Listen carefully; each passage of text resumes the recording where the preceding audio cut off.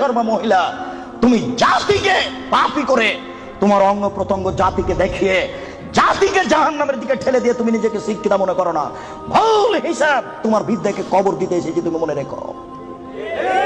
তোমার মুখ দেখলে পাপ হয়, তোমার হাত দেখলে পাপ হয়, তোমার পা দেখলে পাপ হয়, তোমার শরীর দেখলে পাপ হয়, তোমার চুল দেখলে পাপ হয়, তোমার গোটা দেহটাই হচ্ছে অন্যের জন্য পাপের বস্তু।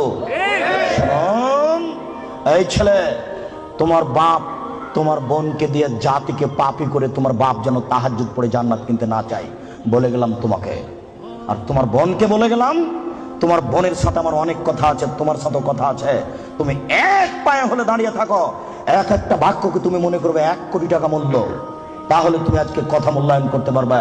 আবারও বলে যাচ্ছি, তোমার বোন জাতিকে পাপী করে নিজেকে যেন শিক্ষিত মনে না করে। এই ছেলে, তোমার বোন জাতিকে পাপী করে যেন নিজেকে শিক্ষিত মনে না করে। ও শিক্ষিত নয়, ও বন্য, ও বর্বর, ও অসভ্য, ও অশিক্ষিতা। তোমার বোনকে যদি আমি বন্য অশিক্ষিতা প্রমাণ করতে না পারি, আমি জাতির সামনে বক্তব্য দেব না। তোমাকে বক্তব্যের সূচনাতে আর একটা কথা বলে যাচ্ছি, শোনো।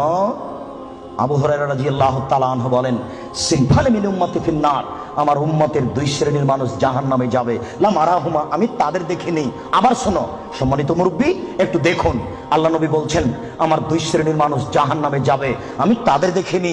আমার উম্মতের 2 শ্রেণীর মানুষ জাহান্নামে যাবে, আমি তাদের দেখিনি। আমার উম্মতের 2 শ্রেণীর মানুষ জাহান্নামে যাবে, আমি তাদের দেখিনি। তার 1 শ্রেণীর মানুষ তুমি, আর 1 শ্রেণীর মানুষ তোমার বোন। তোমার বাপকে প্রথমে নাকচ করেছি, প্রথমে বলেছি 3 শ্রেণীর মানুষ জান্নাতে যাবে না, মনে আছে কি? 3 শ্রেণীর মানুষ জান্নাতে যাবে না, তার মধ্যে তোমার বাপ আছে। এবার তোমাকে নাকচ করছি, তারপরে তোমার বোনকে নাকচ করার পরে আলোচনা করব। শুনুন, রাসূল সাল্লাল্লাহু আলাইহি ওয়াসাল্লাম বলেন, আমার উম্মতের 1 শ্রেণীর মানুষ হবে মাহুম সিয়াতুন, তাদের হাতে থাকবে লাঠি, কাজনাবিল বাকারে, গাভীর লেজের মতো। আমার উম্মতের 1 শ্রেণীর মানুষ হবে, তাদের হাতে থাকবে লাঠি, গাভীর লেজের মতো। গাভীর লেজের মতো মানে একদিক মোটা একদিক চিকন। গাভীর লেজের মতো মানে একদিক মোটা একদিক চিকন। আমার উম্মতের 1 শ্রেণীর মানুষ হবে, তাদের হাতে থাকবে লাঠি, গাভীর লেজের মতো। এজরে মুনাবিহা, তারা তা দিয়ে মানুষকে মারবে। এই ছেলে, তুমি ঢাকা বিশ্ববিদ্যালয়ে ভর্তি হয়েছো, তোমাকে দেখছি তুমি লাঠি নিয়ে ছুটে যাচ্ছ, তোমার আগে আগে কিছু লোক পালিয়ে চলে যাচ্ছে, তোমার হাতে লাঠি কাপুরুষ। তুমি এখানে কি বিদ্যা শিক্ষা অর্জন করতে এসেছো? তুমি চোর, তুমি ডাকাত, তুমি শয়তান। তোমার ভিতরে কে বিদ্যা রয়েছে? তোমাকে যদি আমি মূর্খ প্রমাণ করতে না পারি, আমি জাতির সামনে বক্তব্য দেব না। তোমার হাতের কান লাঠি, তুমি বলো। তুমি এসেছো চাঁপাইনবাবগঞ্জ থেকে পড়াশোনার জন্য, তোমার হাতে কেন লাঠি? কি লেখাতে চেয়েছো তুমি? বলো কি তুমি, তোমার হাতে কেন লাঠি? তুমি মানুষকে মারো দিন রাত, তোমাকে দেখতে পাচ্ছি পেপার পত্রিকায়। শোনো, মুহাম্মদ সাল্লাল্লাহু আলাইহি ওয়াসাল্লাম বলেছেন তুমি জাহান্নামী। মুসলিম, মুসলিম মানে আম গাছে জাম ধরতে পারে, ধরে না। অমাবস্যার রাতে চাঁদ উঠতে পারে, উঠে না। শুঁয়ের ছিদ্র দিয়ে লাঙ্গলের ফাল ঢুকতে পারে, ঢোকে না। শুঁয়ের ছিদ্র দিয়ে লাঙ্গলের ফাল ঢুকে যেতে পারে, আম গাছে জাম ধরে যেতে পারে, অমাবস্যার রাতে চাঁদ উঠে যেতে পারে, এগুলো ঘটে যেতে পারে। যেই কথা বলছি সেই কথাতে সন্দেহ আছে বলে কিয়ামত পর্যন্ত চেষ্টা করলে সরিষা ঢোকানো যাবে না। যা বলছি তাই থাকবে, তার নাম মুসলিম। তোমার হাতে কেন লাঠি? তুমি জাহান্নামী। এই কথা মুহাম্মদ সাল্লাল্লাহু আলাইহি ওয়াসাল্লাম 1450 বছর পূর্বে বলেছেন। তোমার কথা শেষ করলাম, এবার তোমার বোন। দেখো, আমি অনুবাদক। দেখো তো, মনে হচ্ছে যে তোমাকে আর তোমার বোনকে আর তোমার মাকে দেখে দেখে আল্লাহ নবী বলছেন, অথচ আল্লাহ নবী বলছেন যে ওরা জাহান্নামী, ওদের আমি দেখিনি। ওরা জাহান্নামী, ওদের আমি দেখিনি। ওরা জাহান্নামী, ওদের আমি দেখিনি। 2, নিসাউন, মহিলা, কাসিয়াতুন, কাপড় পরে থাকবে, আর এতুন, উলঙ্গ। দেখো তো তোমার বোনের সাথে মিল খাই কিনা। আমি আবার অনুবাদ করি। নিসাউন, মহিলা, কাসিয়াতুন, কাপড় পরে থাকে, আর এতুন, উলঙ্গ। কাপড় পরে উলঙ্গ হয়, এ কথা মুহাম্মদ সাল্লাল্লাহু আলাইহি ওয়াসাল্লাম বলছেন। তুমি এখন বুঝো সেটা কেমন। তুমি দেখতে পাও না, একটু আগে সূচনাতে বললাম, তোমার বোনের গেঞ্জি জাতীয় পায়জামাটা তুমি দেখো না, তোমার বাপ দেখে না। বাপ বেটা কি লজ্জা বেঁচে খেয়েছো? তোমার বোন কি লজ্জা বেঁচে খেয়েছে?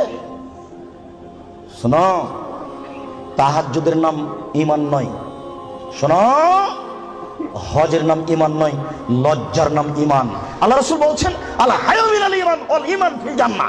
লজ্জাই হচ্ছে ঈমান, ঈমানই হচ্ছে জান্নাত। লজ্জাই হচ্ছে ঈমান, ঈমানই হচ্ছে জান্নাত। লজ্জাই হচ্ছে ঈমান, ঈমানই হচ্ছে জান্নাত। লজ্জা নেই যার, ঈমান নেই তার। লজ্জা নেই যার, ঈমান নেই তার। ঈমান নেই যার, জান্নাত নেই তার। ঈমান নেই যার, জান্নাত নেই তার। ঈমান নেই যার, জান্নাত নেই তার। লজ্জা নেই যার, ঈমান নেই তার। আমি অনুবাদক। 1450 বছর পূর্বে মুহাম্মদ সাল্লাল্লাহু আলাইহি ওয়াসাল্লাম কথা বলেছেন, এই ছেলে তুমি তো তাফসীর মাহফিল দিন রাত শুনে শুনে, আর ওই কণ্ঠ শুনে কি যে বলছে হুজুর, খালি বলে চলে যাচ্ছে কণ্ঠ সুরে, কেউ কিছু বুঝতে পারি না। 3 ঘন্টা তাফসীর করার পরে হুজুর বলছেন যে এই আয়াতের তাফসীর করতে আরো 2 দিন লাগবে। তারপরে বাড়ি যাওয়ার সময় সবাই বলছে বাপের বেটা আছে, বলতে পারে। বললো কি বললো জি, সেই তো কি যে বললো। আমি কিন্তু রাজশাহী চাঁপাইনবাবগঞ্জের মানুষ, আমার দন্তাস তালে বসা তালে বসা তালে বসা। কাজে আপনি খুব ভদ্রতা বজায় রেখে একটু 19-20 হলেও আপনি বুঝার চেষ্টা করবেন। তবে আমি প্রাণপণে চেষ্টা করছি আপনাকে বোঝানোর জন্য। আমি আপনার কিছু না কিছু উপকার করবই করবো ইনশাআল্লাহ। আপনি খালি একটু ধৈর্য ধারণ করুন। ইচ্ছা করলেই সময় বের করা যায় না। 5 মাস থেকে এই সময়টা ঠিক করা হয়েছে, তবু কত ঠেলা ঠেলি, এই দিনের উপরে যে কত আঘাত আসলো, তারপরও চলে এসেছিল। তার মানে এটা তাকদীর।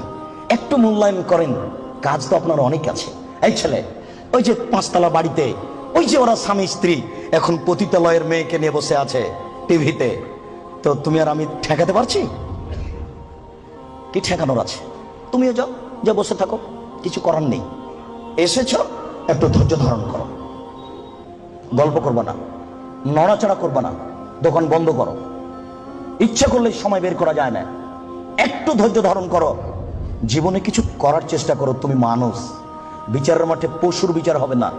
আব্দুর রাজ্জাক সাহেব বলেছেন মানুষের তো বিচার হবে হবে, পশু প্রাণীরও বিচার হবে।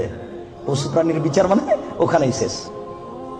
একটা সিংওয়ালা ছাগল যদি একটা অসিংওয়ালা ছাগলকে গুতা মেরে থাকে, তা আল্লাহ রাসূল বলছেন আল্লাহ তাআলা অসিংওয়ালা ছাগলকে সিং দিয়ে বলবেন, এই সেই ছাগল তোমার সিং দিয়ে দিয়েছি, তুমি এখন গুতা মেরে না। তারপরে বিচার শেষ। তার জাহান্নাম জান্নাত নেই, মানুষের জাহান্নাম জান্নাত আছে। একটু ধৈর্য ধারণ করুন, বোকামির পরিচয় দিয়েন না। ইচ্ছা করলেই সময় বের করা যায় না। আপনি কথাকে মূল্যায়ন করুন। এই ছেলে, কথা শেষ করছি অংশে, তুমি শোনো। তুমি জাহান্নামী, এই কথা আল্লাহর নবী বলেছেন। তোমার হাতে লাঠি, গাভীর লেজের মতো তুমি মানুষকে মারো। তোমার বোন জাহান্নামী। তোমার বোনকে আল্লাহ নবী বলছেন নিসাউন, মহিলা, কাসিয়াতুন, কাপড় পরে থাকে, আরিয়াতুন, উলঙ্গ, মমিলহাতুন, ওরা পুরুষকে নিজের দিকে আকৃষ্ট করে। ওই যে দেখো তোমার বোন এখনো ওই যে যাচ্ছে, ঠোঁটে লিপস্টিক দেওয়া আছে। ওকে বলো যে তোমার নাম কি? ও বলে নাকি যে আমার নাম অলকা, আমার বাপের নাম গৌতম গুপ্ত, বলে নাকি? ওকে হিন্দুর মেয়ে, তোমার বাপ কি জবাব দিবে? তোমার বাপকে তাহাজ্জুদ পড়ে জান্নাত কিনতে বলিও কাপুরুষ। ভুল বুঝেছে তোমার বাপ আর তুমি, ভুল সিদ্ধান্ত। তোমার বাপ তাহাজ্জুদ পড়ে জান্নাত পাবে না। তোমাকে বারবার বলে যাচ্ছে, তুমি মনে রেখো। তোমার বোন এখনো ঠোঁটে লিপস্টিক দিয়ে বাজারে ঘুরছে। ঢাকা শহরে এভাবে ঘুরতে হবে কে বলেছে? তুমি ধর্মকে পাগল পেয়েছো। তোমার বাপের তাহাজ্জুদকে তুমি তুলে রাখো, তোমার মায়ের কোরআন তেলাওয়াতকে তুলে রাখো, তোমার বোনের বিদ্যাকে কবর দিতে এসেছে, তুমি মনে রেখো। শোনো, তোমার বোন মানুষকে নিজের দিকে আকৃষ্ট করে। মাইলাতুন, সে নিজেও পুরুষের দিকে আকৃষ্ট হয়। বাড়িতে ছিল ভালোই ছিল, বাজারে বের হয়েছে বিকাল 3টায়, রাত 9টায় যাবে। হাঁটার সময় কেন জানি কেমন কেমন করে, কেন জানি আনছান আনছান করে। একবার ডান দিকে যায়, একবার বাম দিকে যায়, একবার মাথার চুল নাড়ে, একবার হাত হিলায়, কেন জানি কেমন কেমন করে, কেন জানি আনছান আনছান করে। আল্লাহ নবী বলছেন ও নিজে পুরুষের দিকে আকৃষ্ট হয়েছে। লায়াত খোলার জান্নাত, ও জান্নাতে যাবে না, ও জান্নাতে যাবে না, ও তো জান্নাতে যাবে না, যাবেই না। ওয়ালা ইয়াজিদনা রিহা, সে জান্নাতের গন্ধ পাবে না। হাই না রিহা তুজাদু মিন মাসিরাতি কাদা ওয়া কাদা। এই জান্নাতের গন্ধ পাওয়া যায় 1 বছরের দূরত্ব পথ থেকে। এটা জান্নাত। এখানে একটা দ্রুতগামী ঘোড়া দৌড়াতে আরম্ভ করেছে। 1 বছর দৌড়িয়ে যত পথ যাবে, ওই পথের মাথাতে যদি কেউ দাঁড়াই, তাহলে ও জান্নাতের গন্ধ পাবে। তোমার বোন জান্নাতে তো যাবে না, যাবে না, জান্নাতের গন্ধও পাবে না।